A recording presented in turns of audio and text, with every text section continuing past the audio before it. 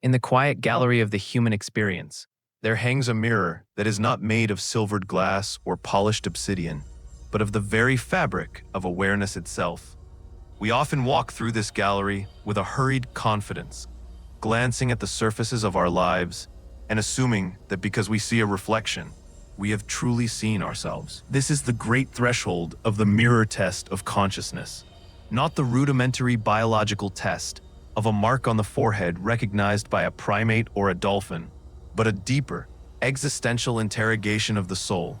To pass this test is to recognize that the one who looks and the thing being looked at are separated by a veil so thin it is almost non-existent, yet so heavy that 99% of those who stand before it will never see past their own projected shadows. We live in an era where the outer world is mapped with exquisite precision, where we can peer into the heart of distant nebulas and decode the microscopic lattices of our own genetic code. And yet, the internal territory remains a wild, uncharted frontier. The failure of the majority to pass this mirror test is not a failure of intelligence or of biological capacity, but a failure of stillness and a surrender to the seductive noise of the external world. Imagine for a moment that the universe is a vast, interconnected sea of consciousness, a singular light that seeks to know itself through the prism of billions of individual lives. Each of us is a localized point of that light, encased in a vessel of bone and breath, tasked with the simple yet monumental duty of realization. The mirror test is the moment when the light realizes its own source, when the wave understands it is the ocean. However, the tragedy of the human condition is that the mirror we find ourselves standing before is often encrusted with the grime of social conditioning, the dust of ancestral traumas, and the flickering neon lights of modern distraction.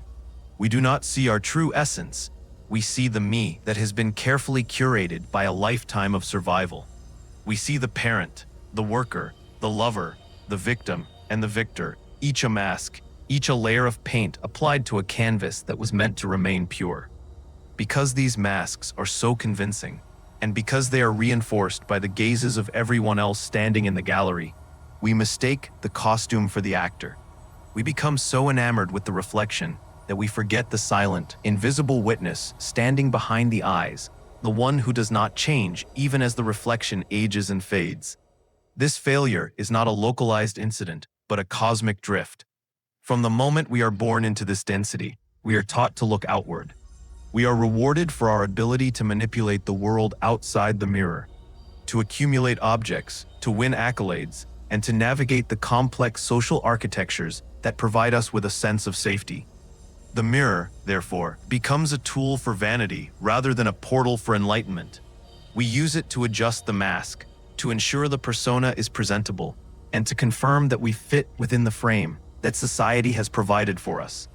This outward gaze is a form of spiritual gravity that pulls us away from the center of our being. It creates a state of perpetual motion where we are always becoming, but never being. We are like a person standing before a breathtaking mountain range who spends the entire time looking at a postcard of the same view. The postcards are the thoughts, the labels, and the identities we cling to. The mountain is the raw, unadorned fact of our own consciousness. To pass the test, one must drop the postcard and brave the direct, unfiltered encounter with the immense reality of the self. Why is the failure rate so staggering? Why do the 99% remain trapped in the shallow waters of the reflection? It is because the mirror of consciousness is also a mirror of truth, and truth is often the most terrifying thing a human being can encounter. To truly see oneself is to see the void, the silence, and the lack of a permanent, solid ego that we have spent our entire lives trying to build. It is to realize that the narratives we tell ourselves about who we are, our histories, our justifications, and our grievances are merely ripples on the surface of a deep, dark well. Most people, when faced with the first glimpse of this vastness, recoil in a reflex of existential vertigo. They quickly reach for the comfort of the mask, for the noise of the crowd, or for the certainty of a belief system that tells them exactly what they should see. They fail the test because they prefer the safety of a familiar lie to the disorientation of a sublime truth. They remain in the 99% because the ego is a masterful architect of distraction, building elaborate labyrinths of doing to prevent us from ever reaching the chamber of being. Yet, the practical significance of this failure ripples through every aspect of our global civilization. A world populated by those who have failed the mirror test is a world of reactive ghosts, where conflict arises from the clash of hollow masks. When we do not know who we are behind the reflection, we become desperately attached to our external definitions, our nations, our religions, our political tribes. We fight to defend the reflection because we fear that if the mirror breaks, we will vanish. But for the 1% who pass, who step through the silvered surface into the reality of pure awareness, a different way of existing becomes possible. They move through the world with a profound sense of play and a radical empathy. For they have seen that the light in their own eyes is the same light in the eyes of the other. This introduction is an invitation to walk to the center of that silent gallery, to stand still until the dust settles, and to look into the mirror, not to see who you have become, but to remember who you have always been. We are about to peel back the layers of this ancient architectural secret of the mind, exploring the themes that bind us to the glass and the stories that might finally set us free. To understand why the vast majority of humanity remains mesmerized by the surface of the mirror, we must examine the architectural pillars of the ego, the structures that facilitate our profound attachment to the reflection. The first core theme of this failure is the principle of narrative cohesion. From the moment the human mind develops the capacity for language, it begins to weave a story. This story is a relentless, ongoing commentary that seeks to link the disparate events of our lives into a logical progression. We tell ourselves that because certain things happened in the past, we are a certain kind of person in the present. This narrative becomes a secondary skin, a conceptual body that we mistake for our true essence. The mirror test is failed because we do not look at the reflection to see a being. We look to see if the story is still holding together. We check the mirror to confirm that our grievances are still justified, that our ambitions are still valid, and that our identity is still recognizable. This narrative is so loud and so continuous that it drowns out the silence of the witness. Most people are not living their lives. They are simply narrating a character they have mistaken for themselves. Beneath this narrative lies the second pillar, the mechanics of emotional identification. We are biological machines designed by evolution to react to stimuli, and our emotions are the primary fuel for those reactions. When a thought arises in the mind, perhaps a memory of a slight or a fear of the future, it triggers a visceral sensation in the body. The 99% do not simply experience an emotion, they become the emotion. If anger arises, the individual says, "I am angry," rather than observing that anger is moving through the vessel. This subtle linguistic shift represents a total collapse of consciousness into the reflection. By identifying with the passing weather of the internal world, we lose the perspective of the mountain. The mirror test requires a degree of emotional sobriety, a capacity to stand before the glass and allow the storms of feeling to rage without believing that the storm is the self. Because most people have never been taught how to disidentify from their internal states. They remain trapped in a cycle of reactivity, forever chasing the high of positive reflection and fleeing the shadow of the negative. A third and perhaps more insidious theme is the illusion of continuity. We believe ourselves to be a single, solid entity that travels through time. Yet, if we were to examine the contents of our consciousness with true rigor, we would find nothing but a flickering succession of states. The you that woke up this morning is not the you that is reading these words, and yet the mind works tirelessly to create a bridge of memory that suggests the permanent traveler. This illusion is reinforced by the physical body, which acts as a stable anchor in the material world. We look in the mirror and see the same face we saw yesterday, and thus we assume the consciousness behind the face is also the same. However, the mirror test of consciousness suggests that the self is more like a river than a statue. To pass the test is to realize that there is no self to be found within the river, only the flow of water and the awareness of the banks. Most fail because they are searching for a solid object in a world of process. They are looking for a permanent reflection in a medium that is constantly changing. This brings us to the concept of social mirroring, which acts as an external reinforcement of our internal failure. We do not stand before the mirror of consciousness alone. We stand in a hall of mirrors created by the expectations and judgments of others. From infancy, we learn who we are by watching how others react to us. We build our self-image out of the scraps of feedback we receive from parents, peers, and the wider culture. This social self is a phantom, a composite of 1,000 different projections, yet it is often the only self we know. We fail the mirror test because we are too busy looking at how we are being seen to ever see for ourselves. We are trapped in a feedback loop where we perform for the audience of the world, and the audience, in turn, performs for us. This collective trance ensures that the 99% remain focused on the external validation of the mask, fearing that if they stop performing, they will cease to exist. Passing the test requires the immense courage to turn one's back on the audience and face the silence of the mirror without an external witness. Finally, we must address the biological imperative of the egoic sentinel. The human ego is not an accident of nature. It is a highly sophisticated survival mechanism. Its primary function is to protect the individual by drawing a hard line between self and other. This boundary making is essential for navigating the physical world. Knowing where your hand ends and the fire begins is a matter of life and death. However, this sentinel does its job too well. It creates an existential barrier that prevents the expansion of awareness. It views the void of pure consciousness as a threat to its own existence. When we approach the mirror of truth, the egoic sentinel sounds an alarm, manifesting as boredom, anxiety, or a sudden urge to check a smartphone. These are defensive maneuvers designed to pull us back into the safety of the known.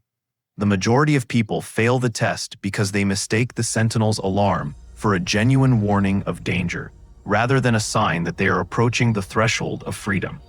They retreat into the familiar confines of their personality, never realizing that the danger they feel is simply the ego sensing its own transparency. These themes form a labyrinth of mirrors, a hall of illusions where every path leads back to the same familiar reflection. To understand these concepts is to begin to see the bars of the cage, but seeing the bars is not the same as walking through the door. The core of the failure lies in the fact that we have been trained to value the content of consciousness over the context of consciousness. We are so busy rearranging the furniture of our minds, our thoughts, our memories, our plans that we never stop to notice the space in which the furniture sits. The mirror test is an invitation to value the space. It is a call to recognize that you are not the thoughts. You are the capacity for thought. You are not the emotions. You are the space in which they arise. You are not the reflection. You are the mirror itself. As we transition into the symbolic narratives that follow, we will look at the ancient stories that have tried to warn us of this trap and the allegories that point the way toward a genuine awakening. To illuminate the invisible walls of the mirror's labyrinth, we must turn to the language of myth and allegory, the ancient vessels that carry truths too volatile for literal description. One of the most profound narratives regarding the failure of the mirror test is the legend of the golden statues. In a timeless city, it is said that every citizen is born with a small, handheld mirror of pure clarity. However, they are also born into a culture where the greatest ambition is to become a golden statue. To achieve this status, one must layer their skin in gold leaf, jewel-encrusted armor, and heavy, ornate robes. As the citizens grow, they spend all their time polishing their gold and adding more weight to their exterior, competing to see whose statue is the most formidable and brilliant. When they look into their handheld mirrors, they do not look at their eyes. They look to see if their gold is tarnished or if a jewel has fallen out. They have forgotten that beneath the gold is a living, breathing being. The tragedy occurs when a storm arrives. The golden statues are so heavy they cannot move to find shelter, and they are eventually crushed by the very wealth they use to define themselves. This is the condition of the 99%. We are so busy gilding our egos that we have become statues, unable to respond to the fluidity of life because we are terrified of cracking our golden shells. Another symbolic narrative that speaks to this failure is the parable of the infinite cinema. Imagine a theater where a film has been playing since the dawn of time. The audience is so enthralled by the drama on the screen, the epic battles, the soaring romances, the crushing betrayals, that they have completely forgotten they are sitting in a theater. They believe they are the characters on the screen. When a character is wounded, the audience feels the pain. When a character dies, the audience weeps in genuine terror. Occasionally, a stray beam of light from the projector hits the dust motes in the air, or the film flickers, offering a glimpse of the blank white screen behind the images. Passing the mirror test is the equivalent of a viewer turning their head around to look at the projector. It is the moment of realizing that the entire drama is a play of light and shadow, and that the true self is the silent observer in the velvet seat, not the flickering phantom on the wall. Most people fail because the movie is simply too good or too painful to look away from. They are addicted to the narrative tension of their own lives, preferring the high-stakes illusion of the film to the quiet, unmoving reality of the theater. We can also find deep resonance in the allegory of the sky and the clouds. In this teaching, consciousness is likened to the vast, primordial blue of the sky, infinite, unchanging, and capable of holding all things. The reflection in the mirror, the thoughts, emotions, and identities, are the clouds. Some clouds are white and fluffy, others are dark and thunderous, but none of them are the sky. The 99% spend their entire lives trying to fix the clouds. They want to push the dark clouds away or cling to the white ones, believing that if they can just get the clouds right, they will finally be at peace. They fail the mirror test because they have identified so strongly with the weather that they have forgotten they are the atmosphere.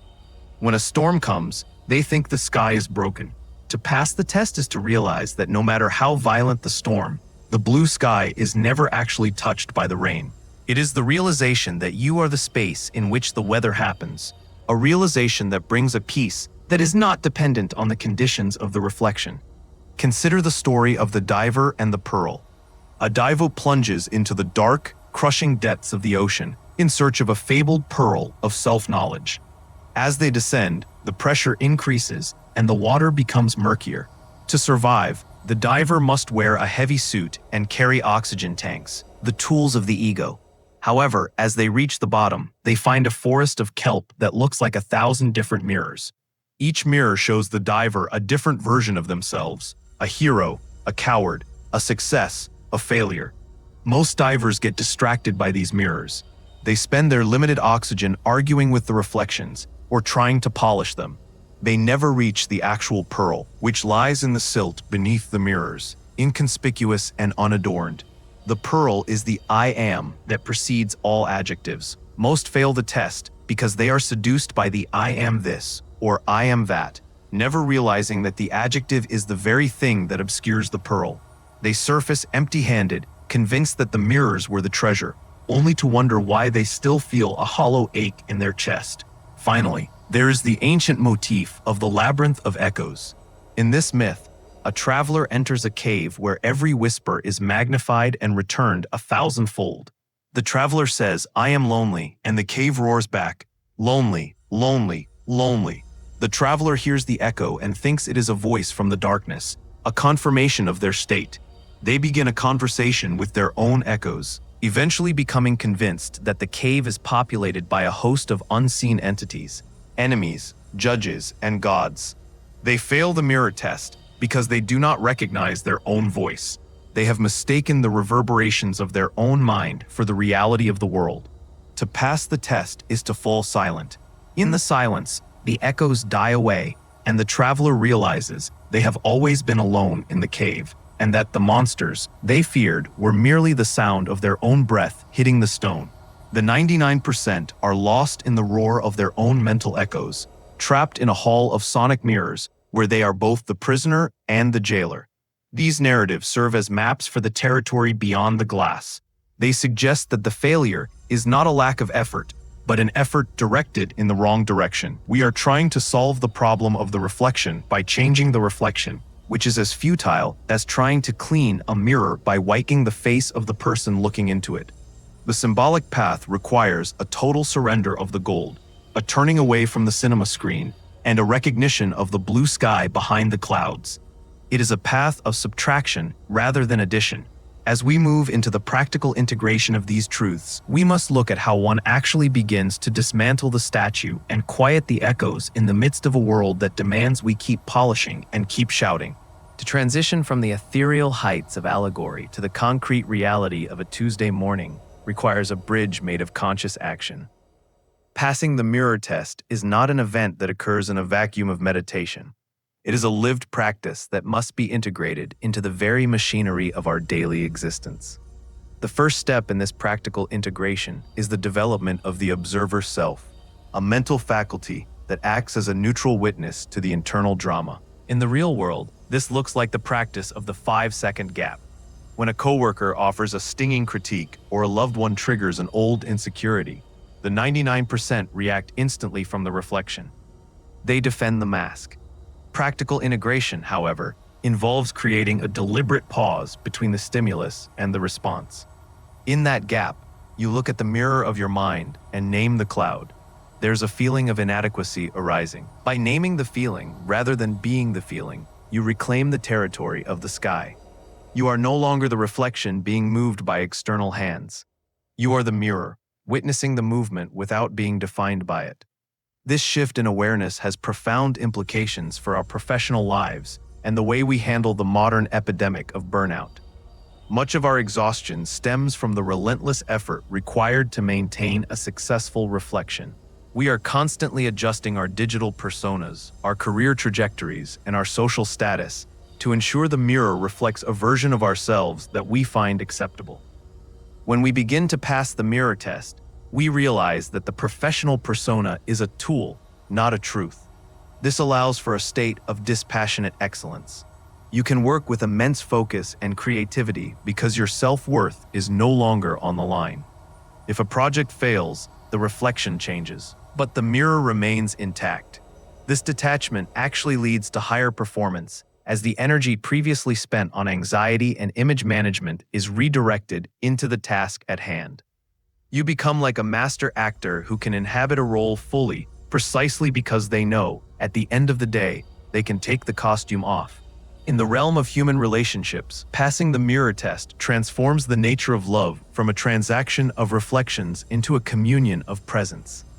Most relationships are mirror games, where two people stand before each other, each trying to use the other to confirm their own preferred self-image. We love those who reflect back a good version of us, and we resent those who show us our shadows. To integrate the mirror test is to stop using the other person as a mirror. Instead of asking, "How do they see me?" you begin to ask, "How am I seeing them through my own filters?" This leads to a radical form of accountability. When conflict arises, instead of wiping the other person's face to clean your mirror, you look at the smudge on your own glass. You realize that your enemy is often just a personification of a trait you have refused to acknowledge in yourself. This realization dissolves the us versus them mentality, replacing it with a quiet, pervasive compassion that sees the shared struggle of consciousness behind every mask. The practical integration also extends to our relationship with the physical body and the inevitable process of aging and decay. For the 99%, the mirror of the bathroom is a source of increasing existential dread, as the reflection moves further away from the cultural ideal of youth and vitality.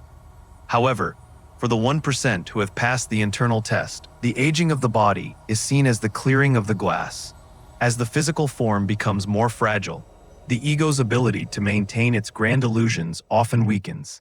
Practical wisdom in this domain involves shifting our identity from the vessel to the awareness inhabiting the vessel. This does not lead to neglect of the body, but to a stewardship of it that is free from the agony of vanity. You care for the instrument not because it is you, but because it is the medium through which the infinite experiences the finite. This perspective offers a profound resilience in the face of illness and mortality, as the one who knows they are the mirror is not terrified by the cracking of the frame. Finally, we must consider the implications for our consumption of information and the digital hall of mirrors known as social media. These platforms are designed to exploit the 99%'s need for reflection, offering a never-ending stream of likes and shares that act as temporary validation for the mask. Practical integration requires a digital fasting of the ego. It involves the conscious choice to exist without being witnessed, to take a walk without documenting it, to have a thought without broadcasting it, and to perform a kindness without seeking an audience. By deliberately stepping out of the social feedback loop, you starve the phantom self of its primary fuel. You begin to find a sense of validity that is internal and unshakable. This is the ultimate real-world application. To be a nobody in a world obsessed with being somebody. In the silence of that non-identity, you find a freedom that no amount of external applause can provide. You move from the 99% of seekers to the 1% of finders, realizing that the treasure was never in the reflection, but in the gaze itself. The journey through the Hall of Mirrors brings us at last to a singular piercing point of stillness. We have dismantled the golden statues of our vanity, turned our gaze from the flickering cinema of our personal dramas, and recognized the unchanging blue sky behind the volatile clouds of our emotions. To arrive at this conclusion is not merely to reach the end of a philosophical discourse, but to stand at the precipice of a radical rebirth. The mirror test of consciousness is the ultimate threshold of the human spirit, a test that is failed not because it is difficult, but because it is simple. It requires nothing more and nothing less than the total surrender of the me we have spent a lifetime constructing. The 99% remain on the far side of the glass because they are waiting for the reflection to give them permission to be whole. The transformational call is the realization that the reflection is a ghost and the mirror is already clear. To pass the test is to accept the sacred poverty of the ego. It is to realize that you own nothing of the reflection, not your beauty, not your intelligence, not your suffering, and not your history. These are all borrowed garments, returned to the earth and the collective memory, the moment the vessel ceases to breathe. When you stop trying to own the reflection, you finally become the owner of your life. This is the great paradox of awakening. By becoming nothing, you become the space for everything. The transformational shift occurs when you stop asking the mirror, "Who am I?" and start asking, "What is looking?" In that shift, the gravity of the external world loses its grip. You are no longer a satellite orbiting the opinions of others or the whims of your own biology. You become the center of the universe, not in an arrogant, egoic sense, but in the sense that you are the singular point where the infinite is witnessing itself in real time. This is the call to a radical sincerity. We spend our lives in a state of performance, terrified that if we drop the act, we will be found wanting. But the mirror of truth shows us that there is no one to find us wanting, for the judge and the judged are the same light. The transformation requires you to look into the eyes of another person and see not a stranger, but a fellow traveler wearing a different mask, struggling with the same silvered wall.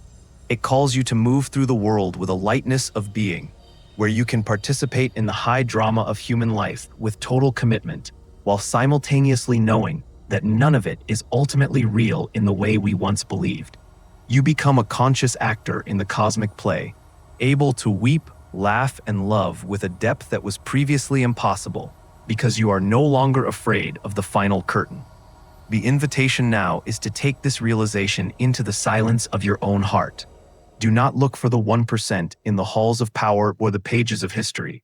Look for them in the mirror of this very moment. The test is repeated with every thought, every breath, and every interaction. Every time you catch yourself defending a mask, you are at the threshold. Every time you choose to name a cloud rather than be the storm, you are passing the test. The threshold is not a destination, it is a way of walking. It is a commitment to stay awake in a world that is designed to put you to sleep. It is the bravery to remain a nobody so that the somebody of the universe can shine through you. As you step away from this exploration, do not take these words as a new set of instructions for your mask. Instead, let them be the hammer that cracks the gold and the wind that clears the smoke from the theater. You are the mirror, you are the sky, you are the silent witness to the most magnificent show in existence. The 99% are not your enemies. They are your brothers and sisters who are still dreaming. Your task is not to wake them, but to be so fully awake that your very presence acts as a silent invitation to the mirror. The test is over, the reflection has faded, and the light is finally looking back at itself. Walk forward now, not as a character in a story, but as the one who writes the stars.